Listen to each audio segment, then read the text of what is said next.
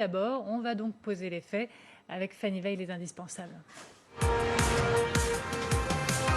Bonsoir Fanny. Bonsoir Amélie, bonsoir à tous. L'Association internationale de transport aérien va donc lancer un passeport sanitaire. Et donc ça consiste en quoi ?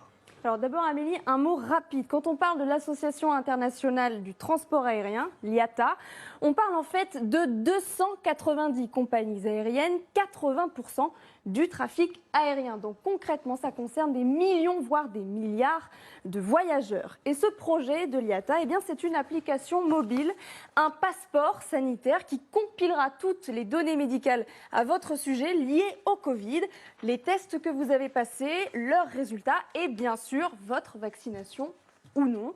En clair, cette appli vous permettra de montrer patte blanche pour pouvoir voyager tranquillement. Écoutez le patron, le PDG de l'IATA. Nous développons une app pour certifier tout ça, parce que dans le fond, une chose importante, c'est de donner du confort aux passagers, mais aussi au gouvernement des pays d'accueil, qu'on ne transporte pas le virus.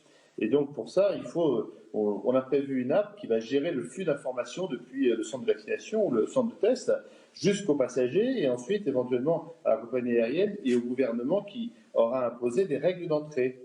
Alors officiellement, cette application ne vous obligera en rien à vous faire vacciner, mais certaines compagnies aériennes ont déjà franchi le pas. Exemple Qantas, compagnie australienne qui a déjà prévenu il y a quelques jours qu'elle refuserait de transporter les passagers non vaccinés. Alors certains médecins s'en alarment, s'opposent même au principe d'un passeport sanitaire. Écoutez le professeur Fontanet.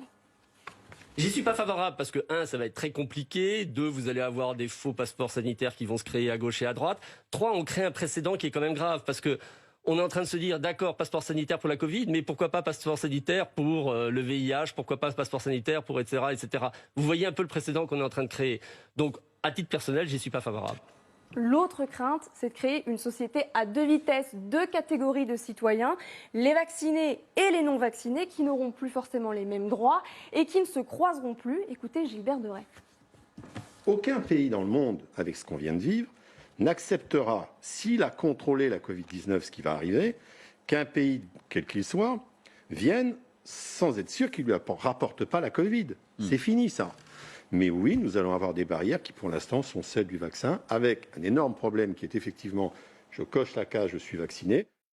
La question qui se pose maintenant, c'est de savoir si ce système de passeport sanitaire pourrait être étendu à d'autres secteurs. Est-ce que, par exemple, un patron peut refuser d'embaucher quelqu'un parce qu'il n'est pas vacciné? Est-ce qu'un restaurant ou un bar peut refuser d'accueillir un client qui ne l'est pas non plus? Est-ce que pour se rendre à la mairie ou à la poste, il faudra prouver qu'on ne présente aucun risque en disant qu'on est bien vacciné?